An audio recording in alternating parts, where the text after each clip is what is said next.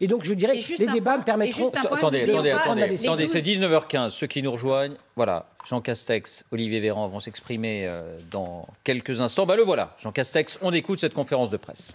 Bonsoir, mesdames et messieurs, mes chers concitoyens. Une nouvelle fois, l'évolution de la crise sanitaire me conduit à venir devant vous pour vous présenter, avec le ministre des Solidarités et de la Santé, Olivier Véran, l'état de la situation et les mesures qui ont été prises lors d'un conseil de défense sanitaire que le président de la République a présidé cet après-midi. En France comme en Europe, la situation sanitaire est, vous le savez, extrêmement tendue, alors que la 5e vague portée par le variant dit Delta est loin d'être terminée. Même si elle est moins puissante qu'il y a quelques semaines, une nouvelle vague déferle sur notre continent avec le variant Omicron, sur lequel Olivier Véran reviendra dans quelques instants. Ce cumul s'est traduit le 24 décembre dernier par le franchissement symbolique de 100 000 cas de contamination quotidien. La tendance sur 7 jours glissants est aujourd'hui à plus de 70 000 cas. Le taux d'incidence nationale est ainsi supérieur à 700, soit au plus haut depuis le début de la crise. Et nous déplorons 122 677 décès dus au virus. Dans nos établissements de santé, le niveau d'hospitalisation continue sa progression, certes à un rythme modéré, mais la situation y demeure particulièrement tendue.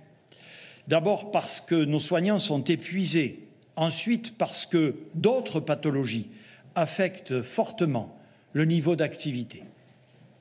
Pour faire face à cette situation, la vaccination reste au cœur de notre stratégie, comme dans celle des États voisins. J'entends bien autour de moi s'élever certaines interrogations. Je suis régulièrement interrogé. Je ne comprends pas, Monsieur le Premier ministre, je suis vacciné, j'ai même reçu mes 3 doses et pourtant j'ai contracté le variant Omicron. Alors, la vaccination ne serait-elle pas efficace? La réponse est claire.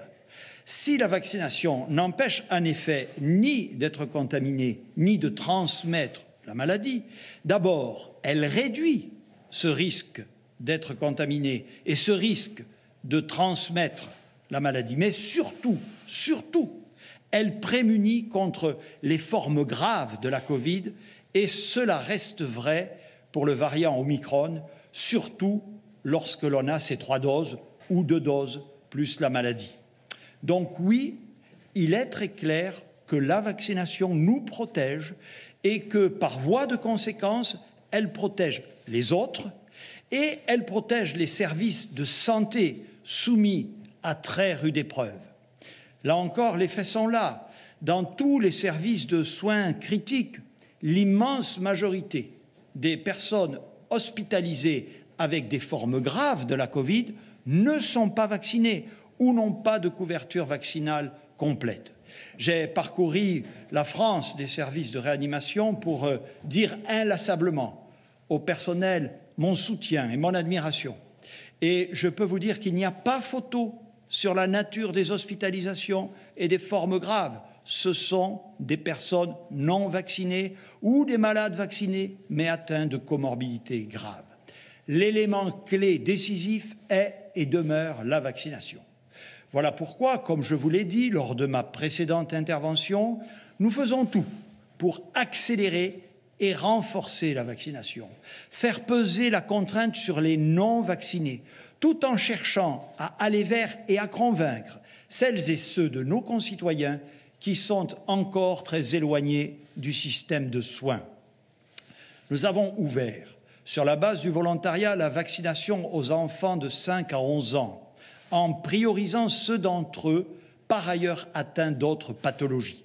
Dès demain matin, suivant en cela la recommandation de la Haute Autorité de Santé, il suffira de 3 mois après votre 2e injection, ou votre première si vous avez eu le Covid, pour pouvoir bénéficier de votre rappel. Nous avons réalisé de magnifiques performances collectives en matière de vaccination en ce mois de décembre. y compris avec une reprise salutaire et indispensable des premières injections.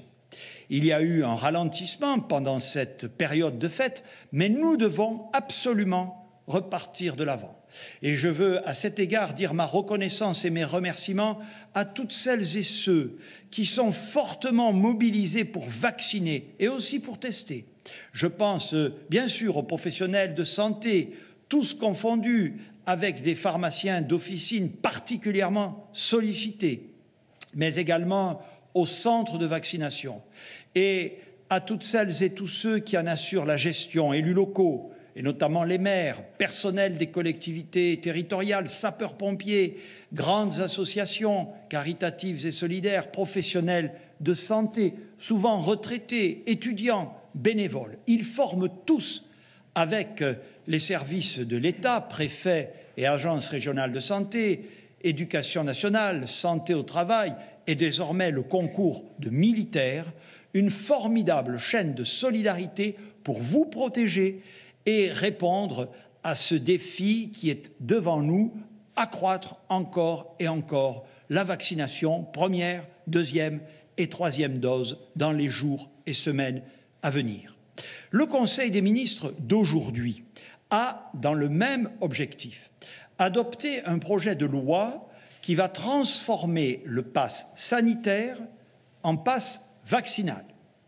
Cela signifie que dans les lieux où ce pass s'applique depuis plusieurs mois, les restaurants, les bars, les musées, les théâtres, les médiathèques, les séminaires et salons, les salles de sport, les enceintes sportives et de spectacle, il faudra justifier d'être vacciné pour pouvoir entrer. La production d'un test ne suffira plus. Cette nouvelle règle, si elle est votée par le Parlement, s'appliquera à compter du 15 janvier prochain. Le projet de loi prévoit également un accroissement des sanctions contre les faux passes.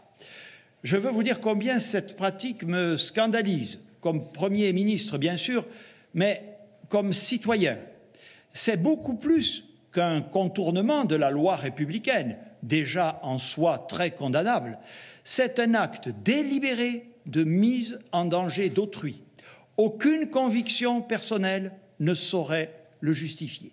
Ce n'est pas admissible et nous devons collectivement nous donner les moyens de l'enrayer et de le sanctionner plus lourdement.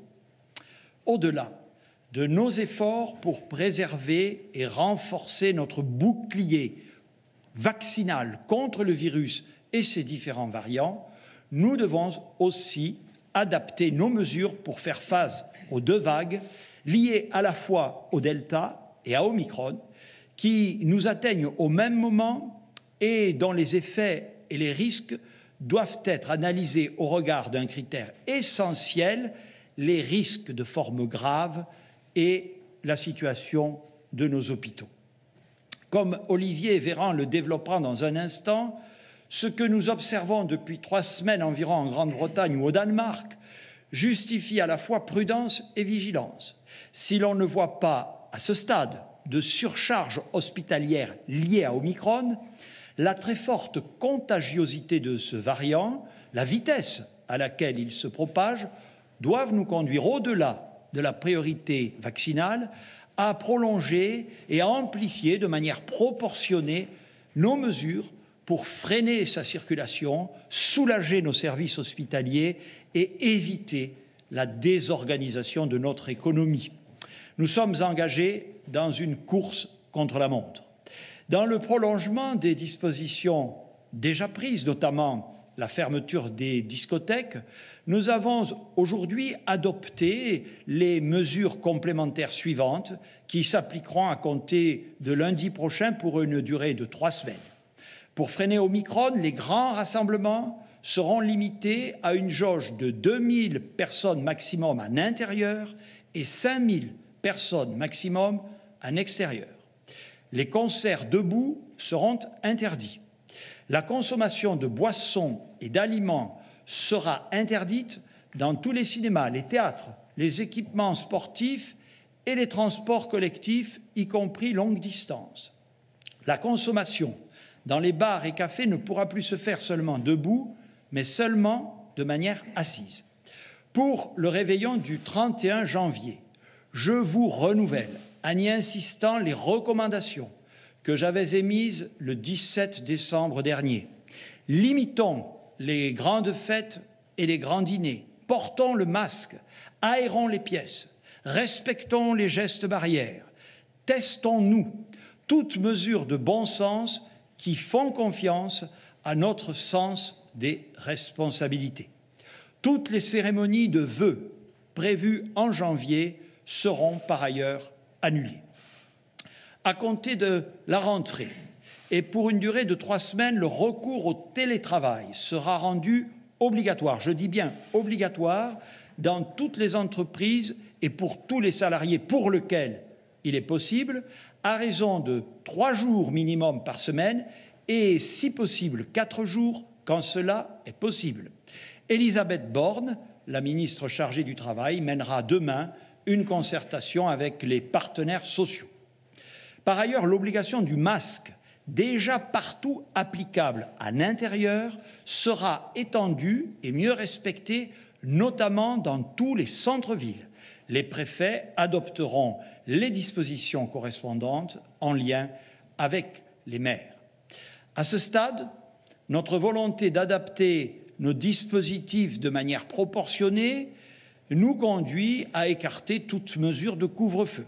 Nous referons le point à l'occasion d'un prochain Conseil de défense convoqué le 5 janvier prochain.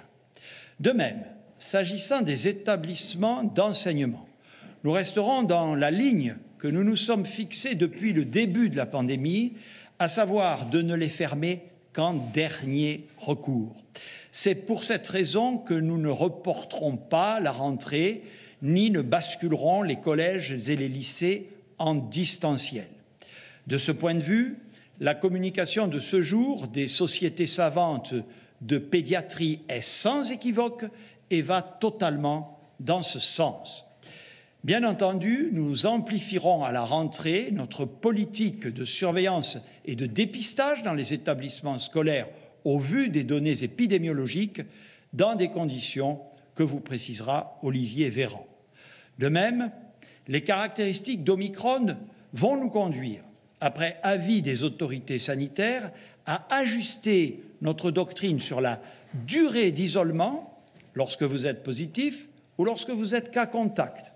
Nous fixerons ces règles nouvelles d'ici la fin de la semaine, une fois achevées les consultations de nos instances scientifiques. Il s'agira à la fois d'adapter ces durées en fonction du variant et, là encore, de faire peser une contrainte moindre sur les personnes vaccinées. Les secteurs économiques impactés par les décisions que la situation nous commande de prendre seront indemnisés dans le cadre de concertations qui seront sans délai conduites par le ministre de l'Économie et des Finances, Bruno Le Maire. Enfin, des dispositions spécifiques au territoire d'outre-mer ont été adoptées tout à l'heure par le Conseil des ministres concernant en particulier l'île de la Réunion où l'état d'urgence sanitaire sera déclaré et la Martinique où il sera prolongé. Mes chers concitoyens, j'ai parfaitement conscience de la situation qui est la nôtre. Croyez bien que je la partage. Je comprends que les mesures annoncées, que nous avons voulu, comme toujours, proportionner à la réalité de la situation et à ses évolutions prévisibles, je comprends que ces mesures puissent parfois susciter une forme de ras-le-bol. Mais le président de la République, comme son gouvernement, ne cherche depuis le début de la crise qu'à vous protéger. Nous avons une stratégie dont nous essayons de préserver la cohérence tout en l'adaptant aux évolutions de la pandémie. Priorité à la vaccination, en la complétant de mesures adaptées et évolutives en fonction des vagues et précisément des variants. Faire peser le plus possible la contrainte sur les non-vaccinés. Maintenir autant que faire se peut les écoles ouvertes dans l'intérêt même des enfants et avec des protocoles sanitaires adaptés. Assurer, dans un cadre protecteur, l'exercice du travail et la continuité de la vie de la nation. Tout cela semble un film qui n'en finit pas. Pourtant, quel changement avec la situation d'il y a un an. Il y a un an, jour pour jour, Morissette était la première Française à se faire vacciner. Aujourd'hui, nous sommes, grâce à la mobilisation collective, l'un des peuples les plus vaccinés au monde, donc le mieux protégé. Eh bien, nous devons poursuivre, amplifier ce mouvement pour faire face à la nouvelle vague épidémique. Et le futur texte de loi va nous y aider. Je sais bien que nous devons poursuivre nos efforts dans un combat qui peut parfois sembler sans fin. Mais ce combat, ensemble, par l'esprit de responsabilité et de solidarité, nous le gagnerons. Nous le gagnerons aussi en accroissant notre attention aux pays les plus pauvres. Et la France doit être fière d'être la 3e nation au monde à donner des doses de vaccins à ces pays. Restons mobilisés, restons rassemblés, restons déterminés. Il n'y a pas d'autre voie pour faire face et surmonter cette pandémie. Monsieur le ministre des Solidarités et de la Santé. Merci, Monsieur le Premier ministre. Mesdames et messieurs, nous faisons face, vous l'avez dit, à 2 vagues simultanées qui sont liées à 2 variants différents et qui nécessitent donc 2 types de mesures différentes mais complémentaires afin de les freiner. Il y a d'abord le variant Delta. On le connaît depuis plusieurs semaines, plusieurs mois dans notre pays. On en connaît les caractéristiques, la dangerosité, ce variant qui a envahi la planète ou presque et qui continue de sévir dans notre pays puisque, après avoir une stabilisation du nombre de cas, un pic qui a été atteint vers le début du mois de décembre, si on constate dans certaines régions une diminution des contaminations au variant Delta, dans d'autres, il continue d'augmenter et au global, on est sur une forme de plateau haut. Nous n'avons donc pas terminé encore notre combat contre ce variant Delta. Mais alors même que nous menons cette bataille, ce nouveau variant est arrivé, le variant Omicron, en provenance d'Afrique australe.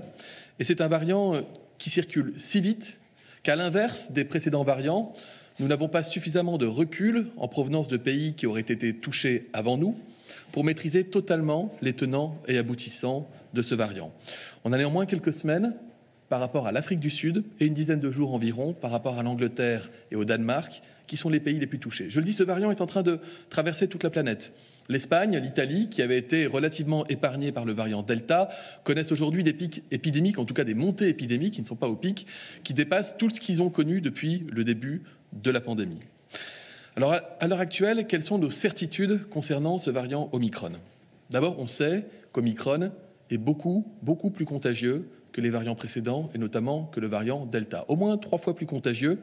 Le temps de doublement, c'est-à-dire le nombre de malades contaminés, double tous les 2 jours. C'était tous les 12 à 15 jours avec le variant Delta. C'est pour ça que, si vous regardez la courbe, si vous êtes attentif, on passe de 10 000 à 100 000 cas par jour en l'espace de quelques jours. Et tout laisse à penser que ça va continuer à monter, que nous pourrions atteindre, nous disent certains modélisateurs, plus de 250 000 cas par jour d'ici au début du mois de janvier, ce qui est hors proportion par rapport à ce que nous avons connu depuis le début de la pandémie. Deuxième constat, Omicron a cette capacité à recontaminer des personnes qui ont déjà attrapé le Covid et même des personnes qui ont eu des formes symptomatiques, voire des formes symptomatiques sévères du Covid. Cette proportion à recontaminer change aussi la donne. On peut donc retomber malade si on attrape le Omicron.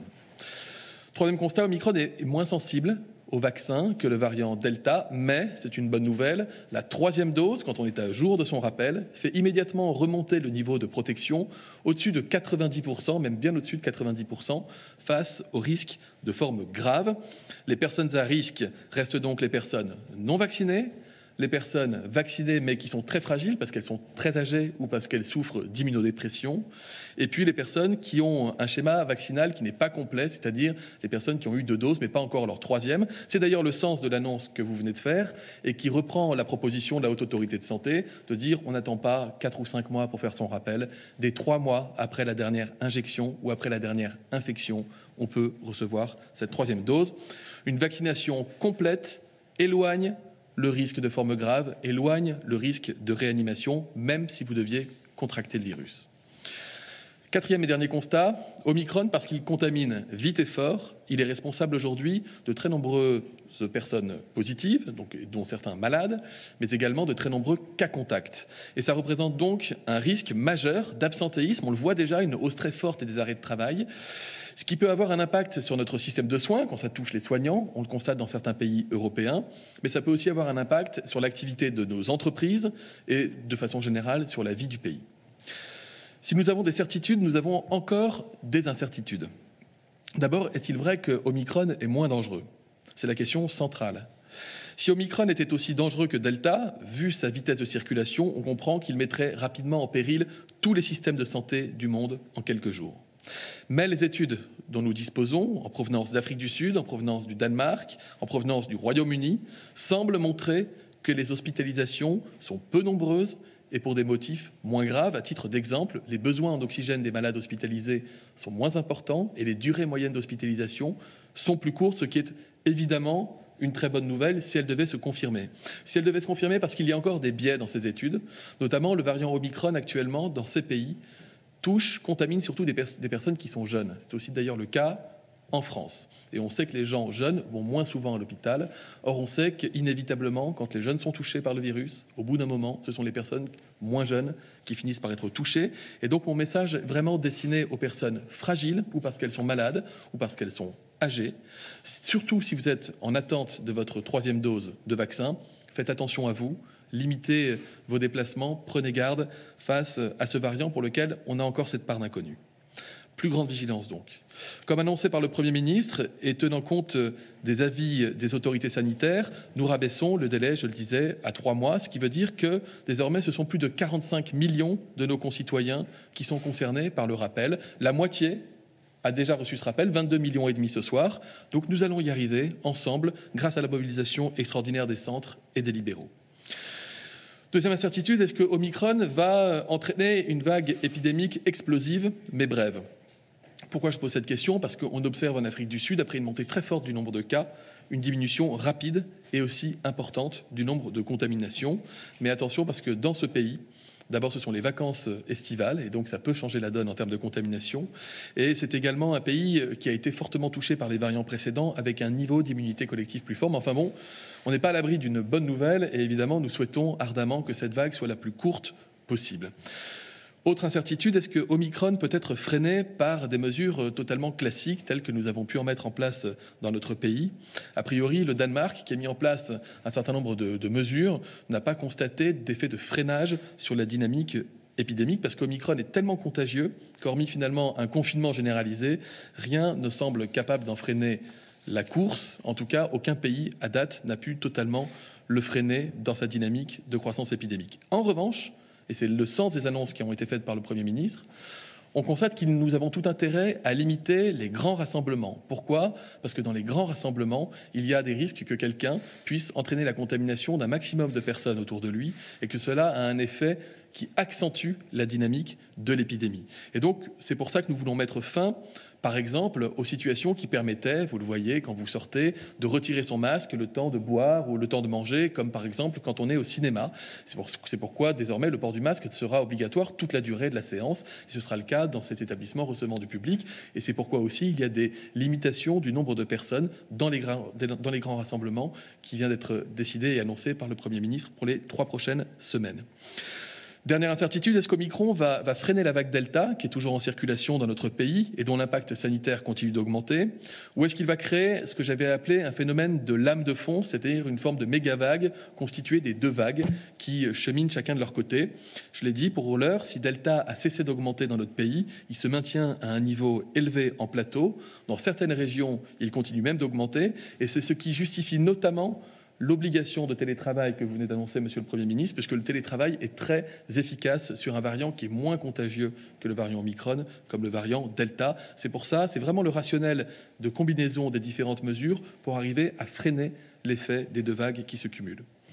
Je le rappelle, parmi les risques que nous identifions, il y a l'impact sur la société d'une multiplication des contaminations et des cas contacts qui peut entraîner une paralysie des services publics et privés.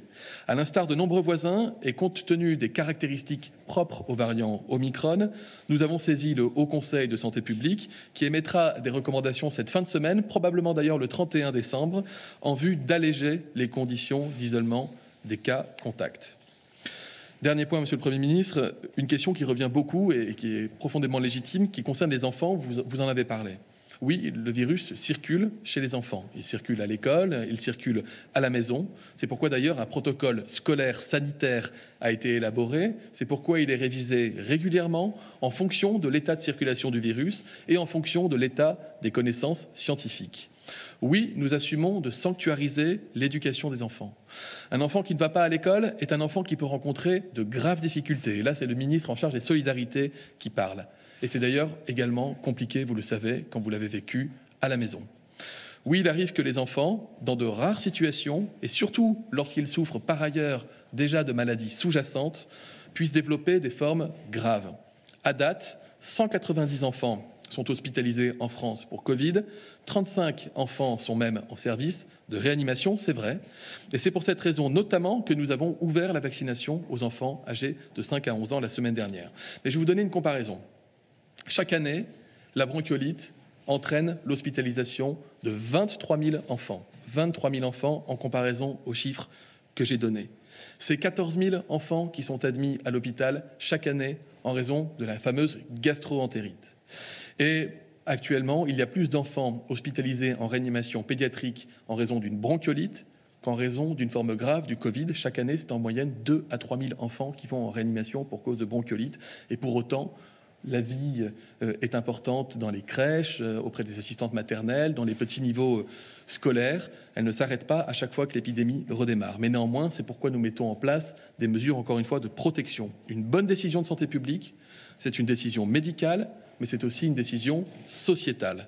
Évidemment, si de nouvelles données devaient apparaître en France ou à l'étranger sur l'impact du variant Omicron chez les enfants, nous pourrions être amenés à prendre toute mesure utile pour les protéger.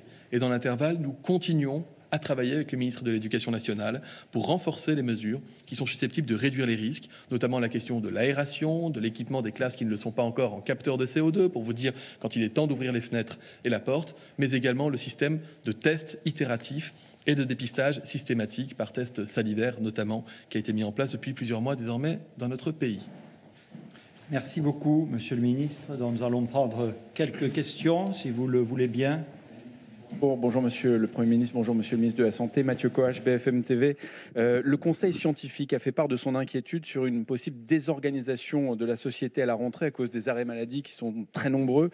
Considérez-vous que ces mesures, celles que vous venez d'annoncer, vont empêcher cette désorganisation et une possible paralysie de l'économie? Puis j'ai une deuxième question, vous avez fait référence aux faux passes sanitaires qui circulent. Que prévoyez-vous concrètement pour empêcher leur circulation? Est-ce que l'ajout d'une photo, par exemple, sur les passes est envisagé, ou bien une vérification d'identité systématique à l'entrée des lieux où ils sont obligatoires? Je vous remercie. Bon, peut-être deux, trois questions à la suite, si vous voulez bien. Marie Lecomte, France Info. Vous annoncez ramener le délai pour la troisième dose à 3 mois. Les plus de 65 ans peuvent se faire vacciner de cette troisième dose depuis début septembre. Est-ce que ça veut dire que d'ores et déjà, ils peuvent prendre rendez-vous pour leur 4e dose? Je m'en doutais. Bonjour monsieur le Premier ministre, bonjour monsieur le ministre de la Santé, Thomas Després, RTL. Quelles mesures prenez-vous pour les meetings politiques? Est-ce que les jauges concernent également les meetings de la campagne présidentielle? Aujourd'hui, on le sait, le pass sanitaire n'était pas exigé pour ces meetings. On s'arrête là pour ce premier jeu. Je commence, si vous voulez bien, par la dernière question, pardon, mais juste pour vous rappeler, pour rappeler à celles et ceux qui nous écoutent que l'exercice du culte, d'une part, et les activités politiques et électorales, d'autre part, sont soumises à des dispositions spécifiques dans notre droit constitutionnel qui leur assurent, on va dire, une protection encore plus forte. Donc, il est clair que les mesures, pour répondre à votre question que j'ai annoncée ce soir, ne concernent pas les meetings politiques compte tenu de cette spécificité. Par ailleurs, pour préparer on va dire, la campagne électorale, plus de manière plus générale, parce qu'il n'y a pas, cher monsieur, que la question des réunions publiques que vous venez d'évoquer. Le ministre de l'Intérieur, en se rapprochant évidemment du Conseil constitutionnel, qui, je vous le rappelle, a un rôle majeur, notamment dans l'organisation des élections présidentielles, réunira sans doute une commission, un peu comme nous l'avions fait pour les élections régionales et cantonales, associant toutes les formations politiques pour nous accorder, on va dire, sur des règles qui soient évidemment protectrices par rapport à la situation sanitaire, mais qui tiennent compte de la spécificité de cette activité fondamentale, c'est-à-dire finalement de l'exercice de la démocratie. Avant de passer la parole à Olivier Véran, effectivement, par rapport à la première question relative à la désorganisation de l'économie et à l'un des derniers avis rendus à ce sujet par le Conseil scientifique, c'est tout l'enjeu, me semble-t-il, de l'annonce que nous avons faite avec le ministre des Solidarités et de la Santé, de l'adaptation de la notion de cas positif et surtout de cas contact, si vous relisez en particulier l'avis en question, aux variants Omicron, c'est-à-dire tout se tient, hein, c'est-à-dire que effectivement, s'il présente des formes moins graves tout en étant beaucoup plus contagieux, il faut que les autorités sanitaires, j'insiste bien auprès de vous, nous fassent des propositions. Nous les avons saisies. Comme l'a indiqué Olivier Véran, nous disposerons de tout ça vendredi, normalement, le 31, c'est ça. Et à l'issue de l'ensemble de ces propositions, nous vous annoncerons les dispositions concrètes que nous retiendrons pour effectivement nous prémunir le plus possible de cette désorganisation potentielle liée, comme vous l'avez bien compris, à la contagiosité très forte de ce variant. Monsieur le ministre, sur les autres questions. Sur les autres questions, il y avait une question sur les contrôles du faux pass sanitaire. Donc c'est vrai que le texte, le projet de loi gouvernemental et le débat parlementaire devra aborder la question du contrôle d'identité pour limiter le recours et l'impact néfaste de ces faux passes sanitaires. Ce sera un point de discussion important. Il avait déjà été discuté dans un précédent texte de loi. Il n'y avait pas eu de majorité qui s'était fait jour au Parlement. Je pense que la situation a changé. Et de la même manière, j'entends que des parlementaires des groupes d'opposition qui jusqu'ici ont voté contre le pass sanitaire disent que désormais ils sont prêts à accompagner la transformation de ce pass sanitaire en pass vaccinal. Signe qu'on apprend tous, qu'on évolue tous, et je le redis sans aucune ambiguïté, si on arrive à avoir des consensus dans le débat parlementaire, ce sera forcément... Pardon, si vous voulez, juste pour préciser ce que prévoit, après l'avis du Conseil d'État, c'est un point très sensible, le texte qui a été délibéré cet après-midi en Conseil des ministres sur la question précise que vous soulevez. Bon, d'abord, que les forces de l'ordre pourront accéder aux ERP pour procéder à ces contrôles, parce qu'il y avait eu des manques de clarté des textes en vigueur et donc des jurisprudences divergentes, et surtout que les exploitants d'ERP auront la possibilité, en cas de doute avéré, de vérifier eux-mêmes les identités. Je sais que c'est un sujet difficile pour lequel, je vais être très clair dans ma réponse, nous allons surtout mobiliser les forces de sécurité intérieure. Mais, je crois que c'était votre question, le texte de loi fera effectivement une avancée en ce sens. Attendons de voir, comme l'a dit le ministre, ce que donneront les débats parlementaires. Pardon, Olivier. Oui, je vous en prie. L'autre question qui portait, c'était sur la 4e dose de vaccination. C'est une possibilité.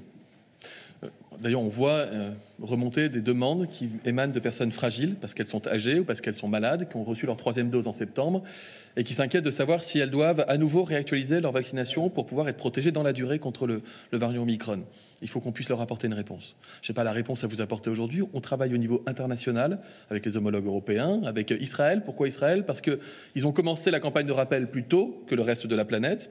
Et donc, ils sont capables de nous dire avant les autres si le niveau d'immunité, c'est-à-dire la capacité à combattre le virus que confère la 3e dose de vaccin, diminue avec le temps, comme c'était le cas pour la 2e injection, et s'il convient de faire une 4e injection. Donc je n'ai pas la réponse formelle à vous donner, je vous dis juste qu'on est totalement ouvert à cette perspective, et que le plus simplement du monde, en transparence et le plus naturellement du monde, s'il faut aller devant les Français pour leur dire qu'une nouvelle dose de vaccination est nécessaire pour protéger les plus fragiles, nous le ferons, puisque je considère que la vaccination est une chance. Je comprends que ça puisse être embêtant de prendre rendez-vous, d'aller se faire vacciner, que ça puisse soulever des inquiétudes, mais je suis en ce moment beaucoup plus saisi par des gens qui sont plus inquiets à l'idée de ne plus être suffisamment protégés. Donc cette question viendra en son temps.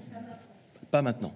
Vous avez observé d'ailleurs, comme moi je pense, c'est des observateurs attentifs, que le gouvernement israélien, qui est effectivement, pour toutes les raisons qu'a indiqué M. Véran, un peu en avance, puisque la troisième dose a été administrée un peu avant les autres pays, avait commencé par faire une annonce en disant on va faire la quatrième, et puis a dit pour l'instant je sursois à ma décision. Donc en fait je pense qu'il faut, comme toujours, qu'on observe les effets de la troisième dans la durée. Est-ce que ces effets sont longs et évitent une quatrième?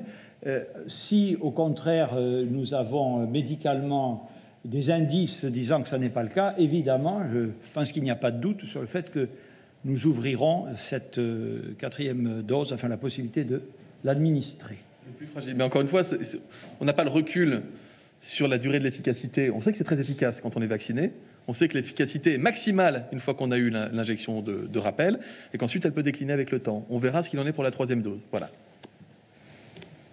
Allez, un autre petit jeu de questions, madame. Bonsoir, monsieur le Premier ministre. Bonsoir, monsieur le ministre. Une question pour CNews concernant la vaccination des personnalités, des personnes les plus âgées, notamment les 80 ans et plus. C'est la population la plus fragile, la tranche d'âge la moins vaccinée. Est-ce que vous prévoyez des mesures pour aller encore plus vers ces personnes potentiellement isolées, comme le porte-à-porte, comme le font nos voisins britanniques, par exemple? Porte-à-porte, madame, on en fait depuis des mois, pas des semaines, des mois. Les CCAS dans les collectivités appellent, elles ont les fichiers des personnes qui sont fragiles de par leur âge, parce que chaque année, elles les appellent l'été quand il y a la canicule. Les maires les appellent, les médecins généralistes ont les fichiers de tous ces patients et les appellent, essayent de les convaincre. Les infirmiers au domicile font beaucoup de vaccinations de personnes âgées, isolées. Les familles, les amis, tout l'entourage. Il y a un nombre de personnes, quelques centaines de milliers, alors on ne l'estime pas au chiffre près, mais il y a encore des personnes qui sont âgées et qui refusent le vaccin. Je ne crois pas qu'à ce stade, ce soit quelqu'un qui ne soit pas informé.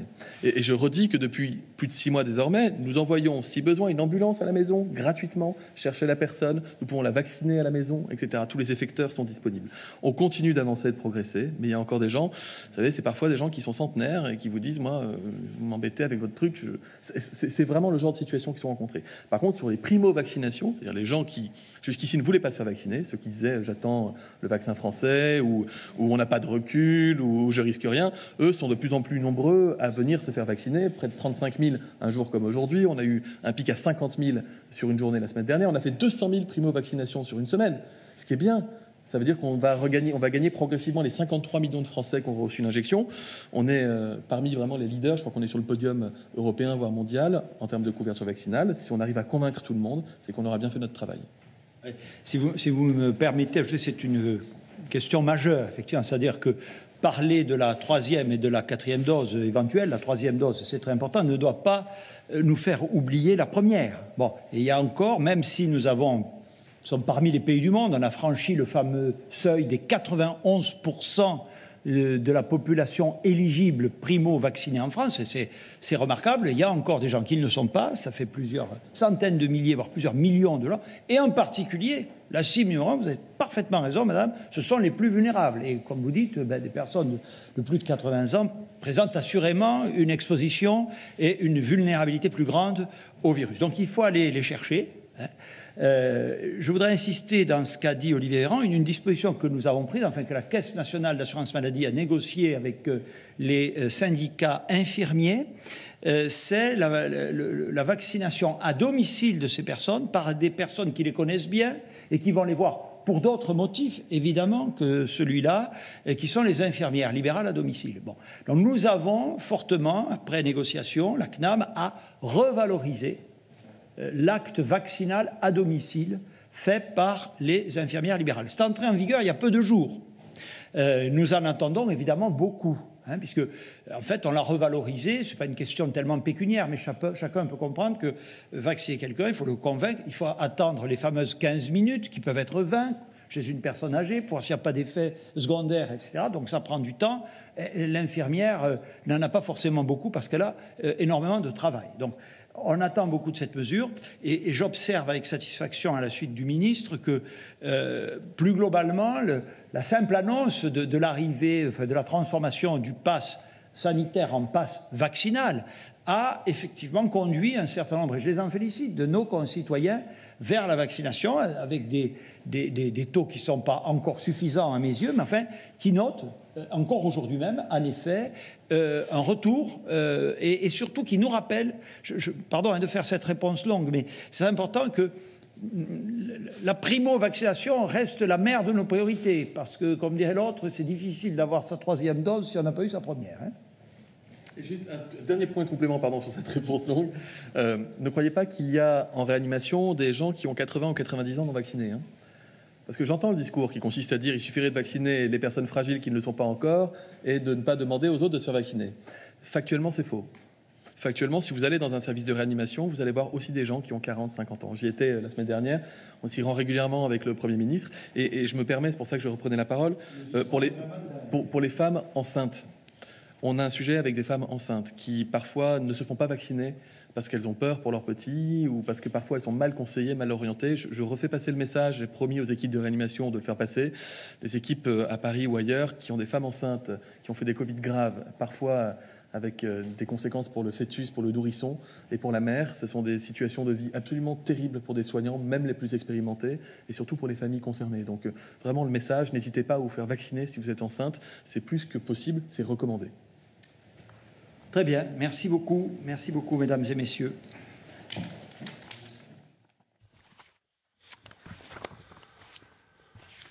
Voilà. Eh bien voilà, on va revenir sur ce plateau. Voilà, nous sommes fixés. En gros, ça correspond à ce qu'on avait à peu près annoncé pour l'essentiel, si ce n'est que sur cette question des cas contacts et des cas positifs et de la durée de leur isolement, le gouvernement s'abrite derrière la Haute Autorité de Santé dont il attend l'avis. C'est vrai que c'est un point délicat, y compris juridiquement, dont il attend l'avis. Mais sinon, sur l'essentiel, eh bien, vous voyez la plupart des mesures. Que retiendra-t-on? Que pour freiner l'épidémie, il n'y a pas ces mesures coup de massue que la droite notamment réclamait, qui concernent le couvre-feu du 31 décembre ou le report de la rentrée scolaire. Mais il y a quelques petites mesures qui auront un impact important sur la vie de certains Français, de beaucoup de Français, en ce qui concerne notamment les bars. Pas de consommation debout. Ça veut dire qu'il y a un certain nombre de bars qui vivent de ça, qui vont fermer. On ne pense pas tellement au petit café sur le Zinc le matin quand il n'y a personne. On pense plutôt aux bars de nuit, aux bars de soirée, où les jeunes, les 20-40 ans, ceux qui sont particulièrement touchés par le Omicron, se rassemblent très nombreux. Ça va avoir un impact. On pense aux concerts, pas de concerts debout. Ça veut dire qu'un grand nombre de salles de concert, elles aussi, vont devoir fermer leurs portes. S'il y a seulement du public assis, on ne va pas rentabiliser les concerts. Ça concerne aussi les stades. À partir du moment où il y a une jauge de 5000 personnes en extérieur, ça veut dire que c'est terminé, les stades pleins pour les matchs de rugby, pour les matchs de foot, et 2000 personnes en intérieur, ça veut dire que pour le basket, pour le hand, ça devient compliqué également. Ce sont des mesures assez ciblées, mais qui vont toucher pas mal de personnes. On retiendra aussi le télétravail obligatoire, mais seulement dans les entreprises qui le peuvent. Donc là, ça veut dire qu'il y a une marge d'appréciation entreprise par entreprise qui va bien sûr être importante. Et puis, alors en ce qui concerne la sauvegarde de l'économie, on a vu que les mesures étaient reportées à la fin de la semaine sur l'isolement, je l'ai dit au départ. Et puis en ce qui concerne l'accélération de la vaccination, là aussi c'est à peu près ce qu'on avait annoncé, c'est-à-dire que le pass sanitaire devient un pass vaccinal. Ça c'est le projet de loi en Conseil des ministres. Les 3 mois de délai, avec la question intéressante de la 4e dose, qui n'est pas tranchée à ce stade. On va voir ce que donne cette 3e dose comme immunité, puis ensuite ce sera tranché. Et enfin, il y a l'alourdissement des amendes. On peut noter que Olivier Véran n'est pas si pessimiste que ça. Il vous a écouté, Martin. Il a écouté le début de l'émission. On parlait de l'Afrique du Sud où l'épidémie est sur le déclin, et où elle n'a duré que 4 semaines, 4 à 5 semaines. Et puis c'est déjà la décrue. Donc il a parlé d'un épisode très bref. Et puis il a dit qu'aussi, en faisant référence à la Grande-Bretagne, au Danemark, aux États-Unis, que ce variant Omicron n'était peut-être pas si dangereux que ça. Très rapidement, parce qu'on va passer la main, mais que retenez-vous principalement? Est-ce que vous retenez le serrage de vis sur ces mesures un peu ponctuelles, mais qui auront un impact que j'évoquais? ou est-ce que vous retenez le fait que les grandes mesures coup de massue n'ont pas été retenues, Martin? Ah non, je vois le deuxième coup d'Emmanuel Macron qui, après avoir vu quelque part les alarmistes faire extrêmement peur à la population, calme tout le monde et qui envoie son ministre de la Santé faire une démonstration de qualité d'ailleurs sur le pourquoi du comment ces cris d'orfraie n'ont pas été suivis et pourquoi on maintient le cap sur la vaccination et on fait des mesures proportionnées. Vous notez que ce mot proportionné est apparu à plusieurs reprises dans ce discours. Donc on est vraiment sur un nouveau pari et je pense que c'est un pari gagnant, c'est le choix de la raison pour calmer les braises qui étaient en train de se consumer de folie qu'on entendait ces derniers temps. Sophie, que retenez-vous? Je retiens que Olivier Véran, Jean Castex et encore plus Emmanuel Macron ne peuvent pas dire publiquement merci aux oppositions, mais que quelque part ils doivent être quand même très très contents des petits cadeaux que leur ont fait les uns et les autres, c'est-à-dire être ceux qui disent contre la candidate de la droite qui a des sondages excellents, il faut bien le dire, qui inquiète l'Élysée, dire non, nous ne retarderons pas la rentrée scolaire. Eh bien, je pense que c'est un bon moment pour l'ensemble de l'exécutif. Donc, moi, je trouve que c'est tout à fait... qu'on est dans le cocktail qu'on attendait, vous aviez annoncé tout cela. On est dans une sorte de cocktail qui paraît raisonnable, d'une part, mais surtout politiquement. Effectivement, on a le sentiment, enfin, en tout cas, c'est ce que voulait faire cette conférence de presse, c'est donner le sentiment que ce sont les gens mesurés qui sont aux affaires et les... Je ne sais pas s'il faut parler de fanatiques, mais les alarmistes qui sont dans l'opposition ou ailleurs. Donc de ce point de vue, il y a un contenu politique qui me semble très fort. Il y a un contenu pour notre vie quotidienne, évidemment, mais il y a un contenu politique très important dans cette conférence de presse. Et vous, Barbara?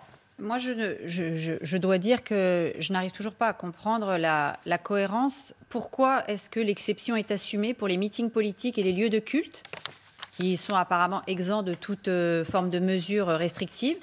Mais par contre, le théâtre, le musée, le cinéma, le train, où on pourra apparemment même plus boire sa bouteille d'eau, même sur les longues TGV, voilà, même sur les longues distances, je ne comprends pas pourquoi là, tout d'un coup, il y a autant de dureté dans les mesures qui sont prises. Encore une fois, c'est l'incohérence qui me gêne. Je ne sais pas pourquoi les meetings et les lieux de culte seraient des espaces où tout d'un coup, il n'y a plus de pandémie et puis enfin un peu de liberté. C'est étonnant.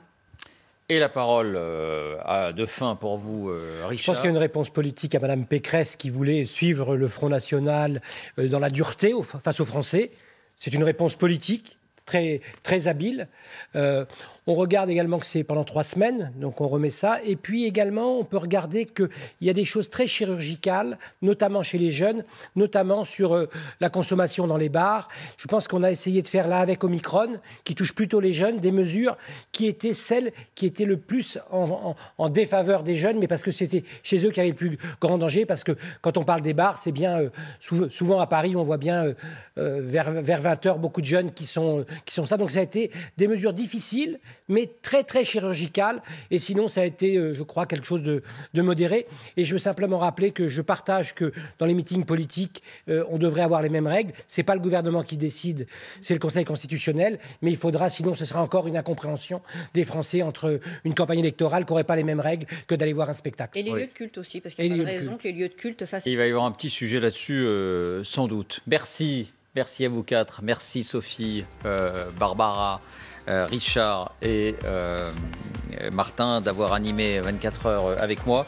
Il y a beaucoup à dire, il y a beaucoup à détailler, il y a beaucoup à commenter dans quelques instants. Tout de suite, là, vous avez rendez-vous avec Jean-Mathieu Pernin pour le débrief, comme on dit en bon français. Pardon pour cette expression, mais j'en trouve pas d'autre là sur l'instant. Voilà, et ce sera le cas toute la soirée sur LCI. Merci, bonsoir. Écoutez, Jean Castex, les principaux extraits de cette conférence de presse. Bonsoir, à demain.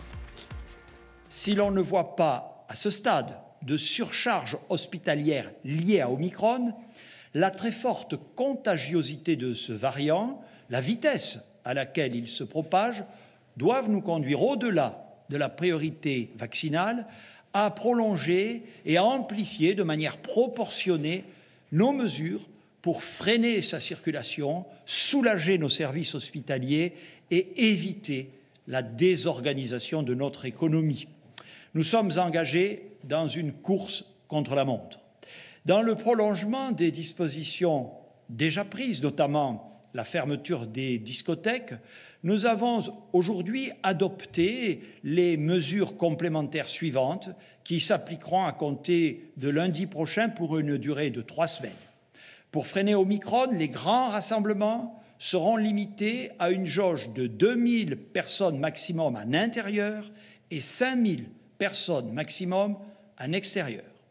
Les concerts debout seront interdits. La consommation de boissons et d'aliments sera interdite dans tous les cinémas, les théâtres, les équipements sportifs et les transports collectifs, y compris longue distance. La consommation dans les bars et cafés ne pourra plus se faire seulement debout, mais seulement de manière assise.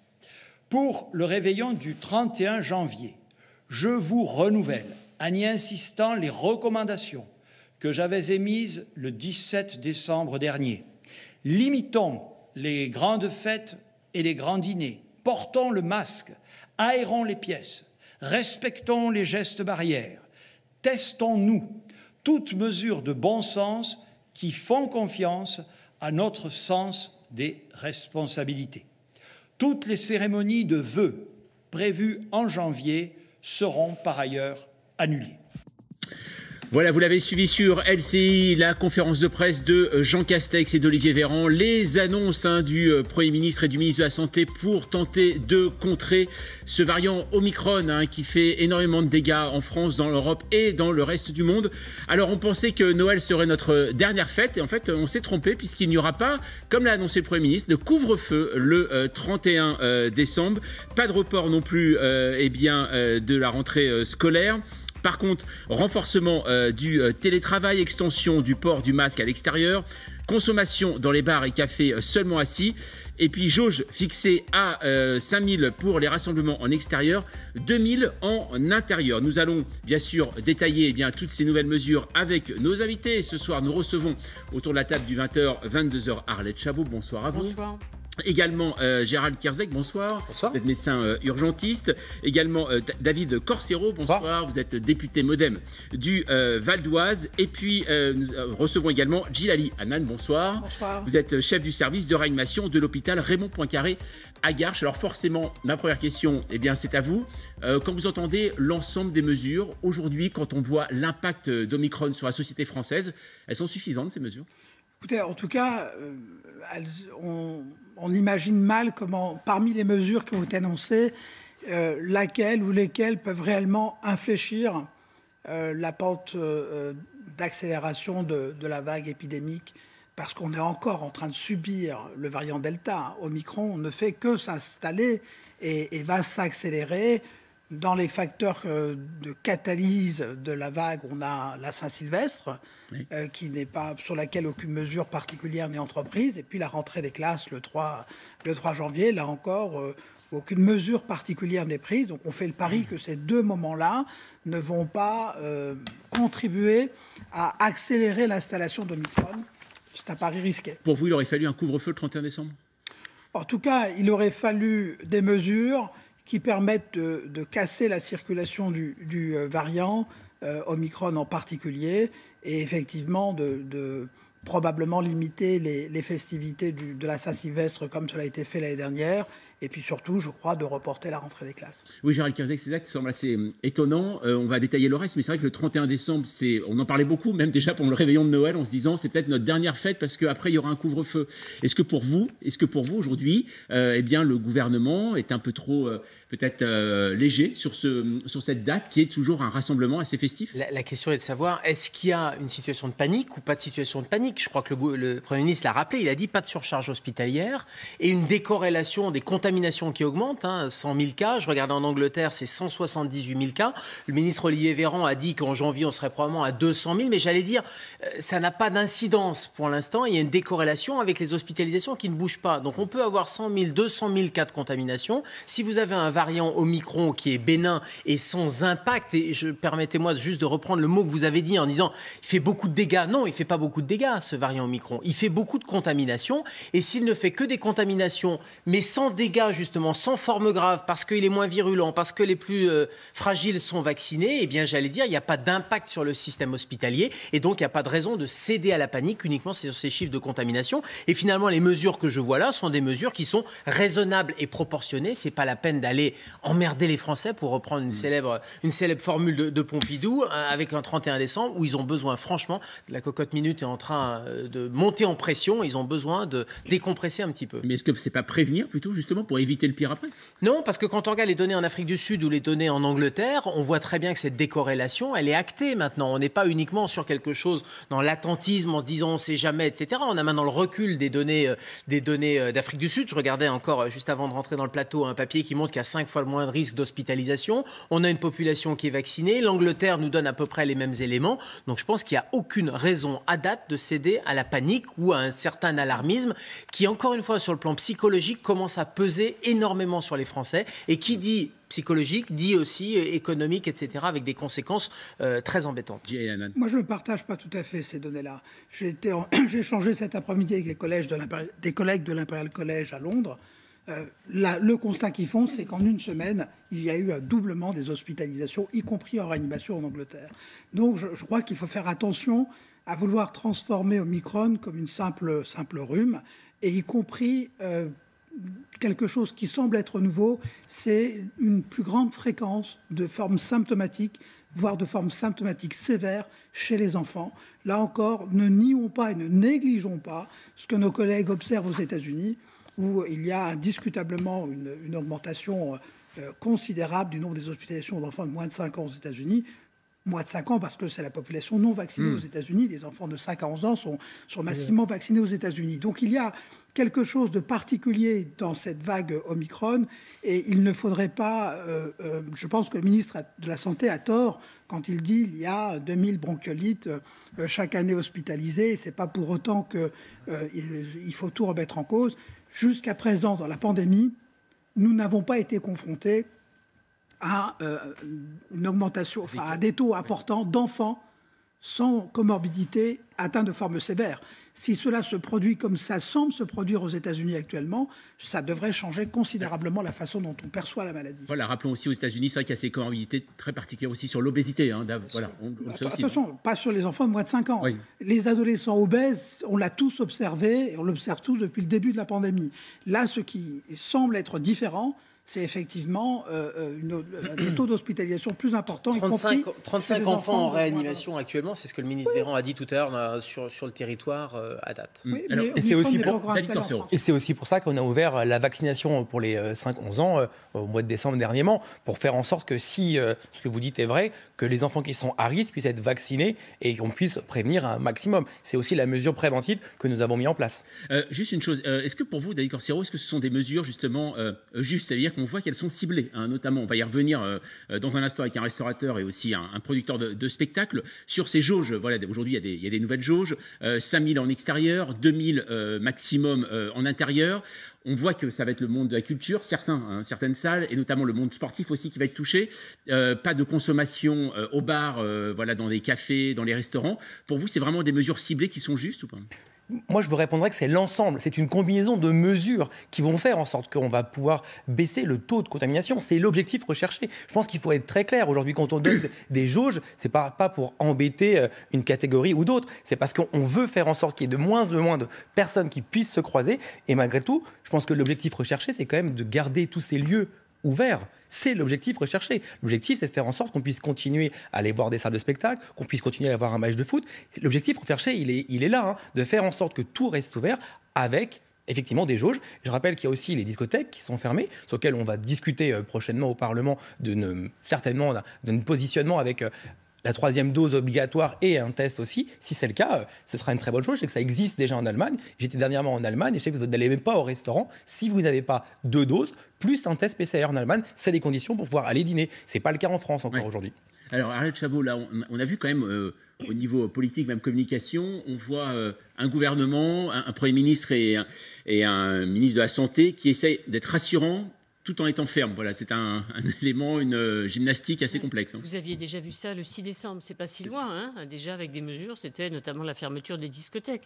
Pour le reste, c'est la réaffirmation d'une ligne définie par Emmanuel Macron, On date au mois de janvier dernier. Certains disaient qu'il faut confiner. Donc le président a fait un autre choix. Et depuis, c'est la même ligne. C'est-à-dire on évite les mesures très punitives, confinement, couvre-feu, même si certains le demandent.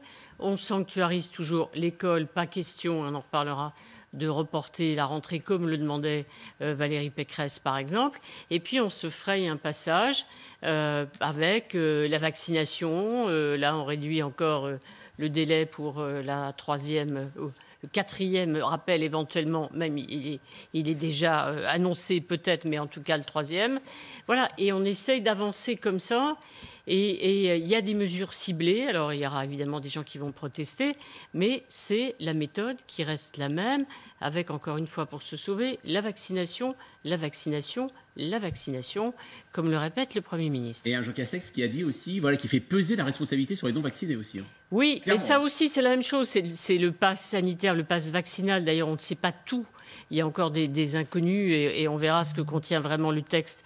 Il y a des interrogations, il y a des petites précisions, notamment sur la possibilité donnée même dans les bars, dans les restaurants, de contrôler, de vérifier l'identité. J'enlève contrôler, c'est pas ça, c'est la police.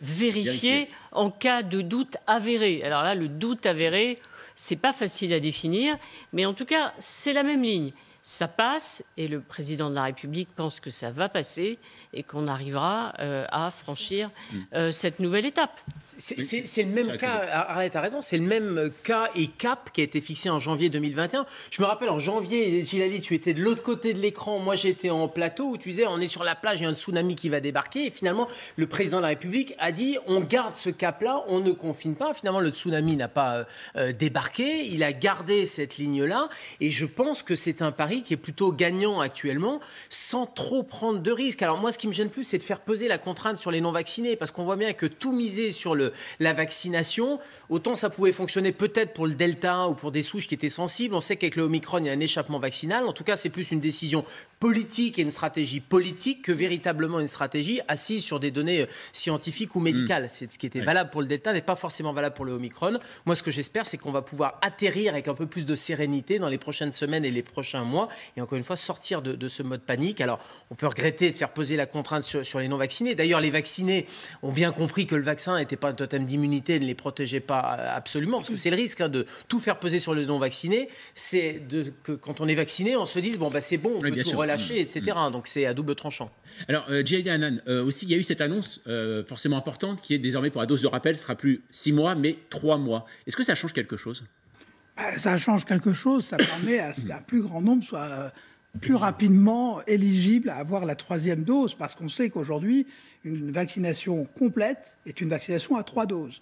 Et donc, quand vous avez 21 ou 22 millions de personnes qui ont eu 3 injections sur les 45 millions maintenant d'éligibles, vous voyez que la couverture vaccinale en France, elle n'est pas de 91%, elle est de 50% dans la réalité.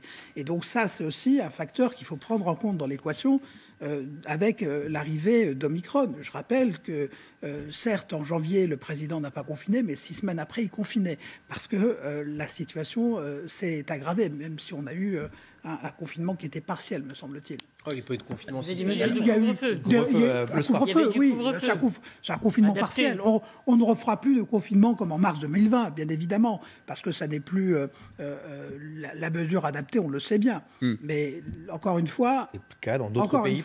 Pays-Bas, l'Espagne, etc., sont pas forcément. Il ne faut pas forcément associer la notion de panique. Le sujet n'est pas de paniquer. Personne ne panique dans la réalité. Le sujet est de confronter les idées.